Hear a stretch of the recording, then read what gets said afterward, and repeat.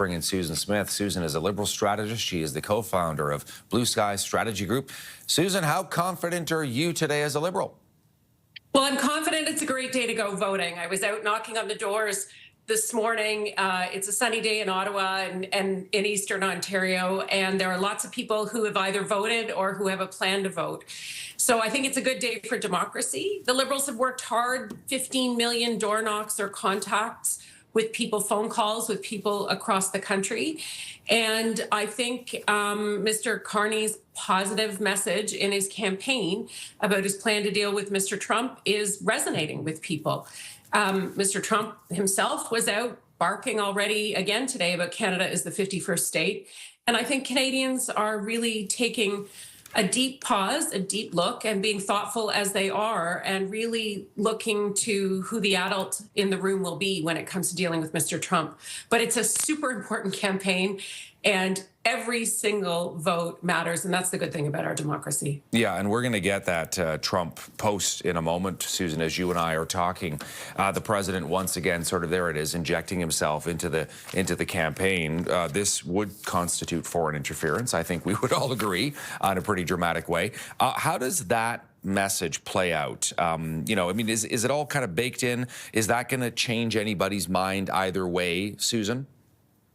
I was thinking about it this morning, Todd. I think it's a really good question.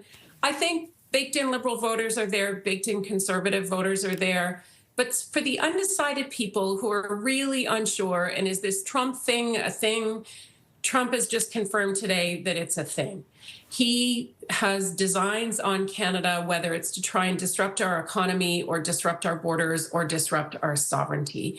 And he deals best with strength and respect. And from his first conversation with Mark Carney, he agreed to, I think that is a much better conversation that people can have. And Mr. Carney has already started to pivot Canada's relationships with France, with the EU, doing the deal for the radar over our north to protect the Arctic with the Australians. I mean, these are the kinds of relationships that Mr. Carney has. And so when Mr. Trump tweets like he tweets and like he's always going to tweet, we need someone who can, I think voters are going to think about, okay, who can handle that Trump guy and who is best placed to capitalize on or build relationships with leaders around the world for our trading status and our trading relationships. And that's not someone who has to go to the door and say, hi, I'm.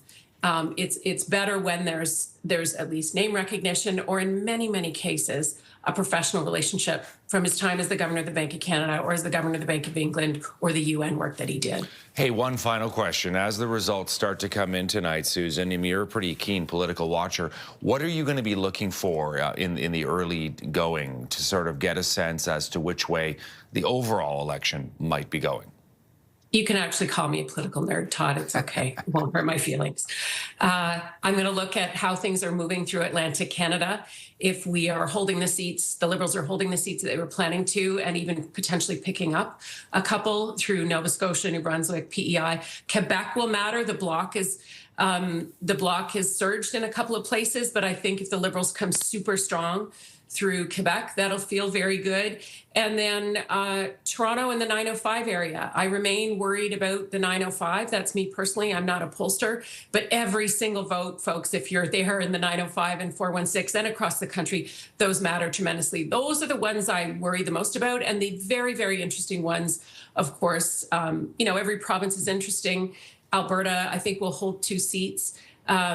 And BC to see how it shakes out. It's typically a blue and orange province, but I think red will surge potentially in Victoria, definitely in Vancouver, because I think there's a lot of folks who really are thinking about the future of the country and how to have a stable economy going forward.